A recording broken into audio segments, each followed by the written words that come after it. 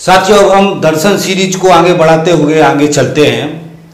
अभी तक हमने जो दर्शन सीरीज के अंतर्गत जितने भी वीडियो बनाए उसमें हमने ऋग्वैदिक काल, उत्तर वैदिक काल, उसके बाद कुछ राजाओं का हमने शुंग काल में पुष्यमित्र शुंग तक को कवर किया, सतवाहन वंश कवर किया और मनुस्मृति एक सबसे महत्वपूर्ण पार्ट था जिसको हमने साथ ही कवर कर लिया।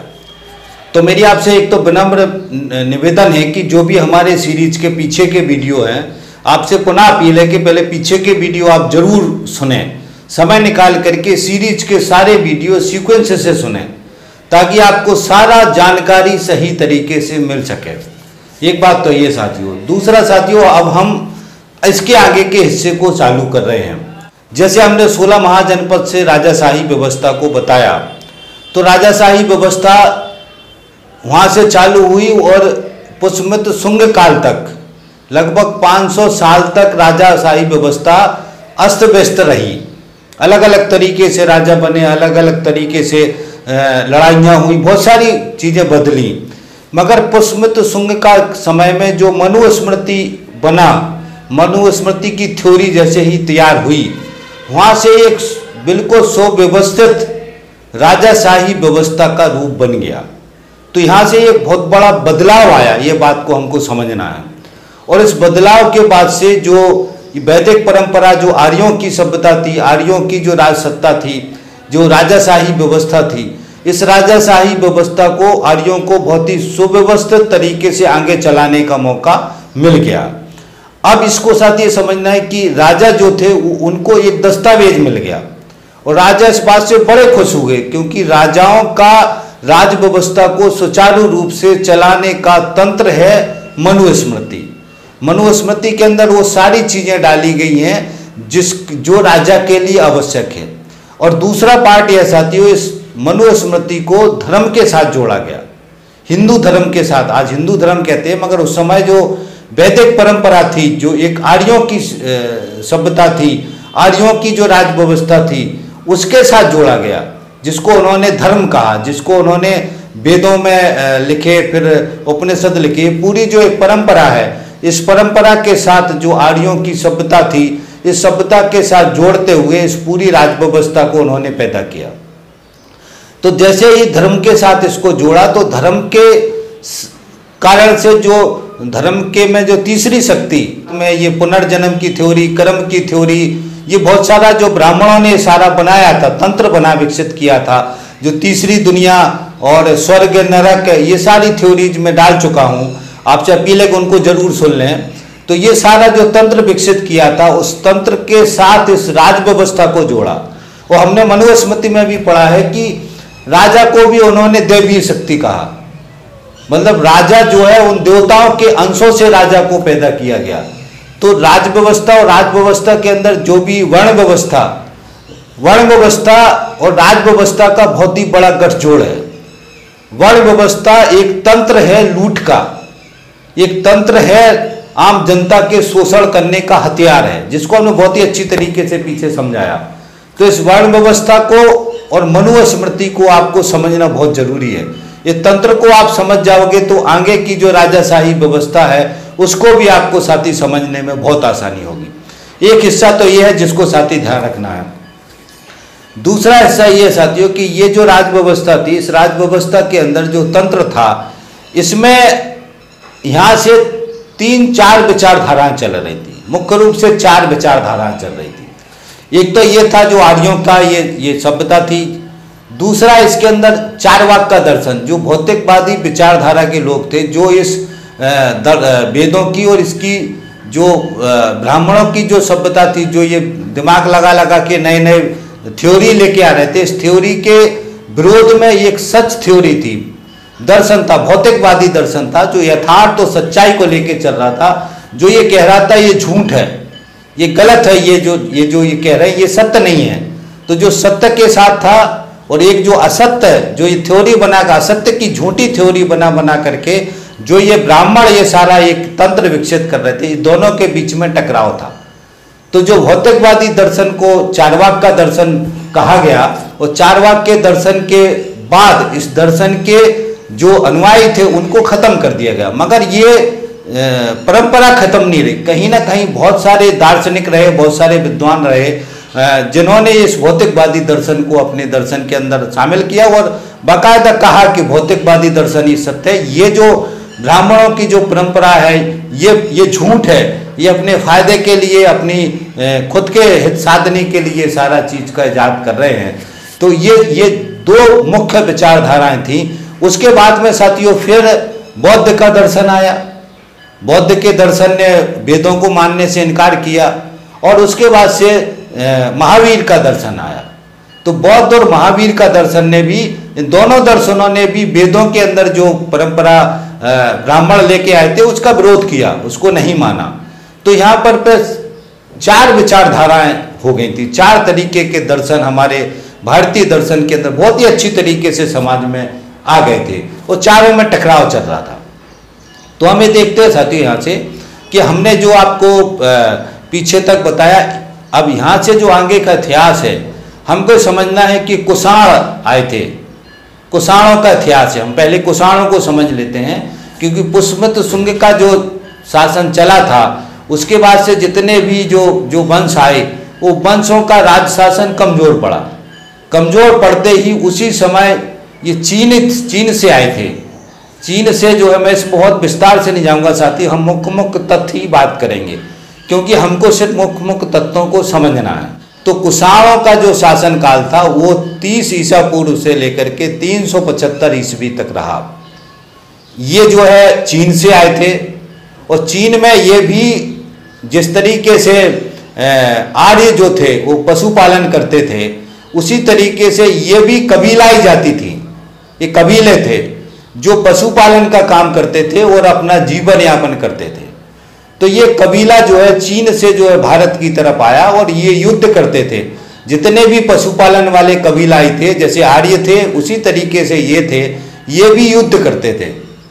और फिर ये धीरे से हमारे देश का एक ही जो पाकिस्तान, अफगानिस्तान और ये वाला हिस्सा है, यही एक रास्ता था जो जहाँ से दूसरे देश के लोग हमारे देश पे आक्रमण करते थे और बाकी पूरे देश के अंदर वो कहीं से आने की स्थिति नहीं थी। ये भी एक बहुत ही महत्वपूर्ण था जिसके कारण से हमारे देश में हमेशा हमले जो है वो एक ही तरफ से हुए हैं।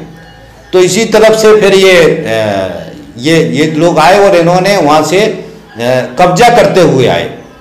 तो ये किस्सा था जो ये हमारे देश में आए और हमारे देश में आने के बाद कुषाणों ने जो आर्यों की संस्कृति थी, आर्यों की संस्कृति को समझा और उस संस्कृति को उन्होंने स्वीकार किया, उस संस्कृति को माना।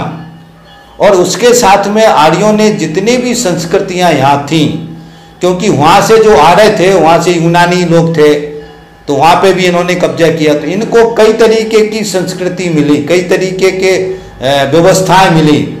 तो इन्होंने अच्छा काम ये किया कि सारी व्यवस्थाओं को स्वीकार किया मगर किसी भी व्यवस्था के खिलाफ नहीं गए, उसको जीता, उसको किया। मगर इनकी जो सामाजिक व्यवस्था थी उस व्यवस्था को इन्होंने स्वीकार किया, उस व्यवस्था का निरादर नहीं किया, अनादर नहीं किया। इसलिए ये अपना शासन चलाने में भी सफल रहे इतने समय तक। तो इन्होंने ये धर्मनिरपेक्ष थे, ऐसा कह सकते हैं। धर्मनिरपेक्ष का अर्थ ये है कि ये सभी धर्मों की परंपराओं को, सभी जो व्यवस्थाएं थी उनका आदर करते थे, उनको स्वीकार करते थे और सबका सम्मान करते थे। किसी को इन्होंने रोका नहीं। हमारे देश का जो आर्यों की संस्कृति थी उसको स्वीकार किया, ये संस्कृत को इन्होंने सीखा जो भाषा थी, और यहाँ से पूरी तरीके से आर्यों की संस्कृति को लेकर के उसको भी आगे जाने का मौका दिया। उसके बाद से बौद्ध का दर्शन को इन्होंने माना। इनका जो शासक कनिष्क है, अभी हम आगे बताएंगे, वो बौद्धिस्ट हो गया था बाद में। तो बौद्ध के दर्शन को भी इन्होंने बहुत अच्छी तरीके से माना, उसको समझा, उसकी व्यवस्थाओं को समझा, महावीर के दर्शन को समझा, और भी जो यूनानी दर्शन भी थे एक दो, उनको भी इन्होंने माना। तो ये जो है कुषाण जो है ये धर्मनिरपेक्ष थे। इस तरीके से इन्होंने इस पूरी व्यवस्था को लिया। वो धीरे धीरे करके राजाओं को ऊपर कब्जा करके, युद्ध कर करके राजाओं के ऊपर कब्जा करते हुए इन्होंने बहुत बड़ा साम्राज्य जो है विकसित किया। ये जो है यूएझी लोग थे, ये चाइनीज जो नाम है थोड़ा अटपटे हैं, और ये अलग अलग बहुत सारे जो कबीले थे। और इन्होंने अपनी जो राजधानी है, पहली राजधानी बगरस जिसको पेशावर कहते हैं, पेशावर में थी, और दूसरी राजधानी जो है मथुरा में थी। 2 राजधानी इन्होंने बनाई हुई थी अपने राज्य की। दूसरी बात साथियों, बहुत ही महत्वपूर्ण बात है कि इनके पूरे राज्य में 10 भाषाएं बोली जाती थी। 10 भाषाएं। जैसे मैंने बताया कि विविधता जो है भारत देश की, ये यहाँ से शुरुआत हुई, पहले से भी थी और यहाँ से भी बहुत ही, आप यहाँ से आप देखेंगे कि अब यहाँ से व्यवस्था जो विविधता है उसको हर राजा ने स्वीकार किया। ये बात बहुत ही महत्वपूर्ण है जिसको हमको याद रखना है। यहाँ से जैसे कुषाणों के समय में 10 भाषाएं बोली जाती थी, अलग अलग तरीके की संस्कृति थी, अलग अलग तरीके की धर्म थे, अलग अलग तरीके की मान्यताएं थी, अलग अलग तरीके की व्यवस्थाएं थी। ये सारी जो है व्यवस्था साझी व्यवस्था थी, और साझी व्यवस्था को कुषाणों ने स्वीकार किया। उन्होंने किसी व्यवस्था को नष्ट नहीं किया, सभी व्यवस्थाओं का सम्मान किया और सभी व्यवस्थाओं को चलने का मौका दिया और आगे बढ़ने का मौका दिया। तो 10 भाषाएं बोली जाती थी कुषाणों के समय में। अब साथियों, इसके जो राजा हैं उसके बारे में मैं थोड़ा थोड़ा बता देता हूं। हम विस्तार से नहीं जाएंगे और हम विस्तार से सिर्फ बात एक ही करेंगे। जो कनिष्क थे, राजा कनिष्क थे, उसने बहुत सारा महत्वपूर्ण काम किए हैं, तो हम सिर्फ उन्हीं की चर्चा करेंगे, उन्हीं के भी सिर्फ प्रमुख तत्वों के बारे में बात करेंगे और उसके बाद से साथी आगे बढ़ेंगे। इसका पहला जो शासक था वो कड़फाइसिस, 30 ईसा पूर्व से लेकर के 80 ईस्वी तक इसका शासन रहा। दूसरा बिम तक्षम, 80 ईस्वी से लेकर के 95 ईस्वी तक इसका शासन रहा। तीसरा बिम कड़फाइसिस, 95 ईस्वी से लेकर के 175 ईस्वी तक। इसमें बीच बीच में और भी छोटे छोटे राजा रहे, मैं सिर्फ प्रमुख राजाओं के नाम आपको बता रहा हूँ। कनिष्क प्रथम ये प्रमुख राजा था जिसके बारे में हम साथी चर्चा करेंगे। ये 127 ईस्वी से लेकर के 140 और 150 ईस्वी तक ये राजा रहा। पांचवा वाशिष्ठ प्रथम जो 140-50 से 160 तक रहा। इस तरीके से इसके अलग अलग राजा रहे। इसका जो अंतिम शासक था वो वासुदेव द्वितीय था। तो ये साथियों मैंने प्रमुख राजाओं के नाम आपको बताए हैं, डिटेल्स में हम नहीं जा रहे हैं। तो साथियों ये था जो कनिष्क था, उसके बारे में समझना है कि ये बहुत ही बड़ा राजा था और बहुत ही अच्छा राजा था, बहुत ही योद्धा था। इसने बहुत सारा विस्तार किया, कुषाण जो शासन था, और बहुत बड़े क्षेत्र में इसने राज कायम किया। और प्रमुख जो चीज़ें थी, ये आखिरी में बुद्धिस्ट हो गया था। बौद्ध धर्म इसने आखिरी में बौद्ध धर्म को इसने मान लिया था।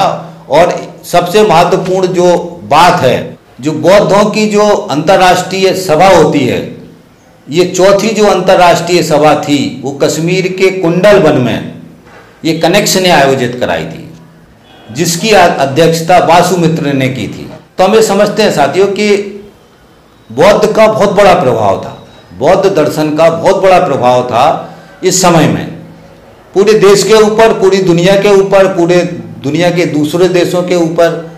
ये बौद्ध का जो दर्शन था इसको बहुत लोगों ने स्वीकार किया। तो ये और इसी समय बौद्ध के 2 हिस्से हुए, हीनयान और महायान। ये हमको समझना, हीनयान और महायान का जो था कि ये जो महायान था ये बुद्ध की मूर्ति, बुद्ध को भगवान बुद्ध की मूर्ति बना के उसको याद करें और उसके दर्शन को स्वीकार करें, ये वाला ग्रुप था। दूसरा ये था कि उसके विचारों को मानो, उसको भगवान ना बनाओ, क्योंकि बुद्ध ने ही कहा था कि मेरे को भगवान नहीं बनाना, मेरे विचारों को मानना। तो जो है ये मूर्ति वाला और बिना मूर्ति वाला, तो यहाँ से 2 हिस्से हो गए थे बौद्धों के, और 2 हिस्से में बौद्ध बट गए थे और दोनों हिस्सों में अलग अलग तरीके से सारा काम शुरू किया था। तो जो महायान था, जो ग्रुप था, उसका जो प्रमुख था वो कनिष्क था। और कनिष्क ने फिर यहाँ से मूर्तियों का जो है बनाने का काम शुरू किया और यहाँ से बहुत सारी कलाओं का विकास हुआ, जिसमें गांधार कला, सारनाथ कला, मथुरा कला, अमरावती कला, इन सारी कलाओं का विकास हुआ। वही कलाओं का जिम्मेदारी था मूर्ति बनाना। जो गांधार कला है वो सबसे पहले बुद्ध का मूर्ति बनाया था, तथागत। तो ये बुद्ध की जो पहली मूर्ति यहाँ से शुरू हुई और यहाँ से फिर बुद्ध की मूर्तियाँ बनना शुरू हुई। कनिष्क के जो दरबार था उसमें बहुत महान कवि थे जिनका नाम था अश्वघोष।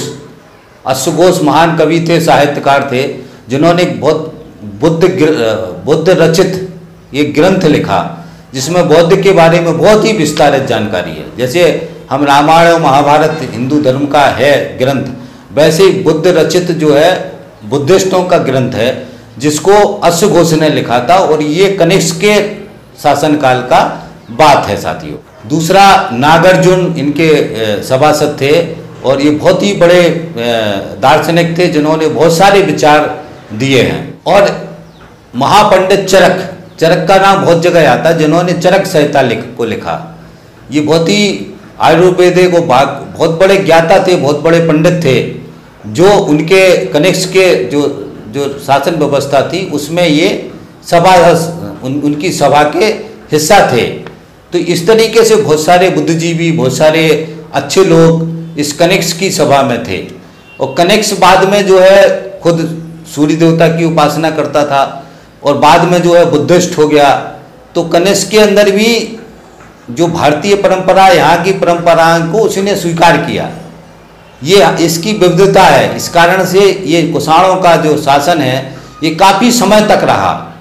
इस शासन का विरोध इतने जल्दी नहीं हुआ, इस बात को साथी ध्यान रखना है। तो ये साथियों कुछ महत्वपूर्ण बातें थी जो हमने कुषाणों के बारे में बात की। और अब हम इसके बाद से फिर आगे की जो गुप्त काल है, गुप्त साम्राज्य, कुषाणों के बाद गुप्त साम्राज्य बड़ा पैदा हुआ था, तो हम अगले वीडियो में गुप्त साम्राज्य के बारे में बात करेंगे। और उसके बाद से साउथ में जो चोल वंश था, उसके बाद से हम चोल वंश के बारे में बात करेंगे, फिर उसके आगे बढ़ेंगे साथियों।